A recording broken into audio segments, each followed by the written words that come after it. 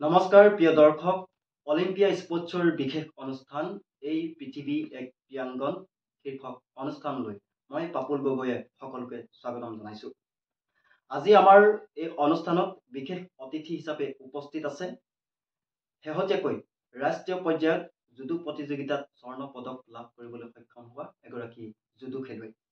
তাইৰ সৈতে আজি আমি বাৰ্তালাপ কৰিবলৈ চেষ্টা কৰিম। তোমাৰ ওচৰলৈ আহিছো, স্বাগতম জনাইছো অলিম্পিয়া স্পৰ্টছলৈ এই বিশেষ অনুষ্ঠানটোলৈ। ধন্যবাদ। হয়, প্ৰথমতে জানিব বিচাৰিম তোমাৰ পৰিচয়। নমস্কাৰ, মোৰ নাম শ্ৰীমতী ভৱানী মৰাণ। মই তিনিচুকীয়া বাগজান গাঁৱত থাকোঁ। হয়, তুমি বৰ্তমান কোন ক্লাছত পঢ়ি আছা আৰু ক'ত পঢ়ি আছা? মই ক্লাছ 8ত পঢ়ি আছোঁ আৰু স্কুলখনৰ নাম মোৰ সাৰ্বজনীন বালিকা বিদ্যালয় তিনিচুকীয়া। হয়, তুমি যিহেতু ক্লাছ 8ত পঢ়ি তাৰ সমান্তৰালভাৱে জুডো খেল তুমি আগবঢ়াই লৈ গৈ আছা আৰু এই জুডো খেল প্ৰথমতে তোমাৰ মনত কেনেকৈ আহিলে? জুডো খেল অংশগ্ৰহণ কৰিলা যিহেতু তুমি, প্ৰথমতে কোনোবাই অনুপ্ৰেৰণা জনাইছিল নে কোনোবাই কিবা মানে প্ৰশিক্ষণ দিছিল জুডো খেলিব লাগে বুলি, কোনোবাই কিবা ফ'ৰ্চ কৰিছিল, তেনেকুৱা কিবা হৈছিলে নেকি তোমাৰ জীৱনত? আৰু তুমি কেতিয়াৰ পৰা জুডো খেলা? মই 2022 চনৰ পৰা খেলোঁ মই জুডো। মই জুডোটো নাজানিছিলোঁ আৰু তাৰপিছত মই গৈ শিকি জানি গ'লোঁ জুডোটো কেনেকুৱা। জুডো খেলৰ বিষয়ে অকণমান কৈ দিয়া, যিহেতু বহুতে নাজানে জুডো কেনেকৈ খেলে, জুডো খেলটো কেনেকুৱা ধৰণৰ, অকণমান কৈ দিয়া। জুডো 3টা পইণ্ট থাকে। এটাৰ গোটেই পিঠিত লাগিব লাগে আৰু এটা লক থাকে আৰু এটা হোল্ডিং থাকে আৰু এটা ষ্টপ থাকে। আৰু যিহেতু তুমি 2022 চনৰ পৰা জুডো খেলা, গতিকে 22 চনৰ পৰা আজি তাৰিখলৈকে তুমি ইতিমধ্যে কি কি খেলিলা, ক'ত ক'ত খেলিলা, তাত কিবা তুমি কেনেকে ধৰণে পাৰফৰ্মেঞ্চ কৰিছা, তাত কিবা সফলতা লাভ কৰিবলৈ সক্ষম হৈছে নে নাই হোৱা, অকণমান জানিব বিচাৰিম তাৰ বিষয়ে।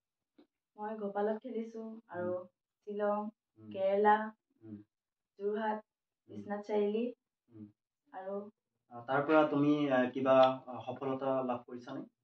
মই গোপালত ব্ৰঞ্জ মেডেল পাইছোঁ আৰু কেৰেলাত 5 পজিশ্যন পাব সক্ষম হৈছিলোঁ আৰু শ্বিলঙত ব্ৰঞ্জ মেডেল পাইছিলোঁ আৰু যোৰহাটত চিলভাৰ পাইছিলোঁ, কেৰেলাত 5 পজিশ্যন পাব। হয়, আৰু তুমি ভৱিষ্যতে কেনেকুৱা ধৰণৰ পৰিকল্পনা আছে জুডো খেলৰ জৰিয়তে হওক বা তোমাৰ সপোন বুলিয়ে কওক, কেনেকুৱা ধৰণৰ তোমাৰ পৰিকল্পনা জানিব বিচাৰিম।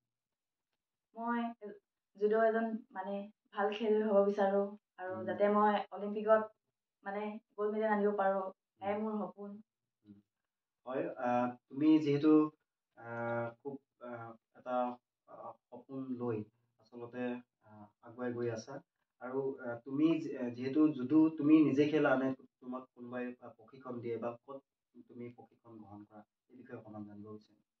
মই বৰগুৰি চাই চেণ্টাৰত থাকোঁ। তাত মোৰ ছাৰ দুজন আছে। ছাৰ দুজনৰ এজনৰ নাম পৰমেশ্বৰ আৰু এজনৰ নাম চিকেন্দ্ৰ। মোৰ ছাৰজনে শিকায় আৰু বহুত ছাপোৰ্ট কৰে। আৰু বিশেষকৈ আজিকালি দেখা পোৱা যায় যে ক্ৰীড়া জগতত যিহেতু বিভিন্ন ধৰণৰ খেল আছে আৰু তাৰ বিপৰীতে বহু নৱপ্ৰজন্মই সৰু সৰু তোমাৰ সমবয়সৰ বহু ল'ৰা ছোৱালীয়ে আচলতে খেলা ধূলা নকৰি বিভিন্ন ধৰণৰ মোবাইলৰ প্ৰতি আসক্ত হোৱা দেখা যায় বা বিভিন্ন ধৰণৰ দুষ্টালি বুলিয়ে কওক, তেনেকুৱা ধৰণৰ কাম কিছুমানত লিপ্ত হোৱা দেখা যায়। গতিকে সেই তোমাৰ সমবয়সৰ মানুহখিনিক বা তোমাৰ লগৰখিনিক বা উঠি অহা নৱপ্ৰজন্মক তুমি কি বাৰ্তা দিব বিচাৰিবা? মোৰ লিখিয়াকে সিহঁতেও খেলক যেন, এইটো মই বিচাৰোঁ। আৰু জুডো বুলিয়ে নহয়, বেলেগ গেমো খেলিব পাৰে আৰু মোৰ লিখিয়াকে সিহঁতি এনেকৈ আগবাঢ়ি যাওক, মই এইটোৱেই কামনা কৰিছোঁ। হয়, ধন্যবাদ।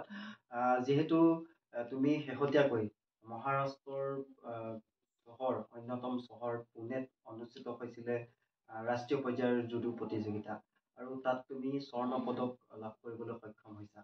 তাৰ বিষয়ে অকণমান জানিব বিচাৰিম, তুমি কেনেকৈ তাতে অংশগ্ৰহণ কৰিবৰ কাৰণে সুবিধা পালা, তাৰপিছত আৰু তাত কোন কোন ৰাজ্যৰ খেলুৱৈসকলৰ লগত তোমাৰ প্ৰতিযোগিতা হৈছিলে সেইখিনি বিষয়ে অকণমান জানিব বিচাৰিম।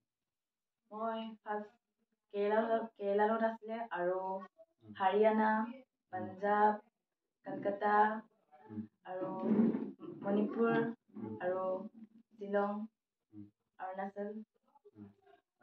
ফাইনেলত প্ৰৱেশ কৰালৈকে তুমি কিমানবাৰ তাতে খেলিবলগীয়া হৈছে তাত অংশগ্ৰহণ কৰিবলগীয়া হৈছে? মই পাঁচখন খেলাৰ পিছত মই ফাইনেল খেলিব পাইছোঁ। আৰু ফাইনেলত তোমাৰ প্ৰতিদ্বন্দ্বী কোন আছিলে? মানে শ্বিলঙৰ আছিলে। শ্বিলঙৰ সৈতে তুমি খেলিছিলা।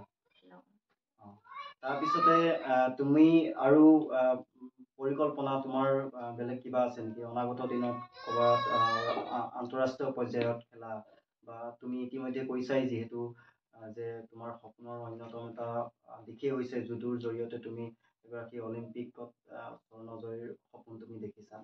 তাৰ প্ৰাক মুহূৰ্তত আৰু কিছুমান স্থানত তোমাৰ খেলা বা প্ৰশিক্ষণ গ্ৰহণ কৰাৰ কিবা পৰিকল্পনা আছে নেকি? মই এতিয়া থাকিবৰ কাৰণে গোপালত চিট পাইছোঁ। তাতে যাতে মই থাকি কিনে ভালকৈ প্ৰেক্টিচ কৰি কিনে তাতে যাতে মই অলিম্পিকত যাতে মই আনিব পাৰোঁ, সেয়াই তাত থাকি কিনে আৰু খেলি কিনে মই আনিব চেষ্টা কৰোঁ যে। হয়, যিহেতু যোৱা কালিৰ দিনটোত তুমি তিনিচুকীয়া পালাহি মহাৰাষ্ট্ৰৰ পৰা। পোৱাৰ লগে লগে তিনিচুকীয়া নিউ জংচনৰ পৰা ঘৰলৈকে তোমাক বাগজান অঞ্চলৰ তিনিচুকীয়াৰ বিভিন্ন দল সংগঠনে আদৰণি জনালে, সম্বৰ্ধনা জনালে। গতিকে তেওঁলোকক কি জনাবা? তাৰ সমান্তৰালকৈ তুমি প্ৰশিক্ষণ গ্ৰহণ কৰা চেণ্টাৰত যিসকলে তোমাক প্ৰশিক্ষণ প্ৰদান কৰে সেই প্ৰশিক্ষকসকলক কি জনাবা? মই চবকে ধন্যবাদ ৰাখিছোঁ মোক ইমান আদৰি অনাৰ কাৰণে, শুভেচ্ছা জনোৱাৰ কাৰণে। চবকে মই আশীৰ্বাদ কৰিছোঁ যাতে আগলৈও মোক এনেকৈ কৰে, এনেকৈ মানে আশীৰ্বাদ কৰে। আৰু মোৰ ছাৰ বাইদেউসকলকো মই আকৌ ধন্যবাদ ৰাখিছোঁ। আৰু মোৰ বিশেষকৈ মোৰ কোচসকলক প্ৰমেশ্বৰ ছাৰক ধন্যবাদ ৰাখিছোঁ আৰু ছিকেণ্ডাৰ ছাৰকো ধন্যবাদ জ্ঞাপন কৰিছোঁ। তুমি যে চেণ্টাৰত থাকি প্ৰশিক্ষণ লোৱা, কোনটো সময়ত তুমি লোৱা? পুৱা গধূলি প্ৰশিক্ষণ লোৱা নে যিকোনো এটা সময়ত লোৱা? মই দুটা টাইম কৰোঁ, মৰ্ণিঙত কৰোঁ আৰু দুপৰীয়া কৰোঁ। তোমাৰ সৈতে আৰু কিমান গৰাকী তাতে আছে? আছে মোৰ 20জনীমান আছে আৰু 20জন, আৰু ল'ৰা আছে 15টা। হয়, এয়া হৈছিল ৰাষ্ট্ৰীয় জুডো খেলুৱৈ ভৱানী মৰাণ। তাই সপোন সাঁথৰ কঢ়ক, যিহেতু তাই ইতিমধ্যে কৈছে যে অলিম্পিকতো তাই স্থান দখল কৰাৰ সপোন পুহি ৰাখিছে। গতিকে ভৱানী মৰাণৰ ইতিমধ্যে যি সফলতা অৰ্জন কৰিছে তাৰ বাবে আমি অলিম্পিয়া স্পৰ্টছৰ তৰফৰ পৰা আন্তৰিক অভিনন্দন জ্ঞাপন কৰিছোঁ। লগতে তাৰ যি সপোন, এই সপোন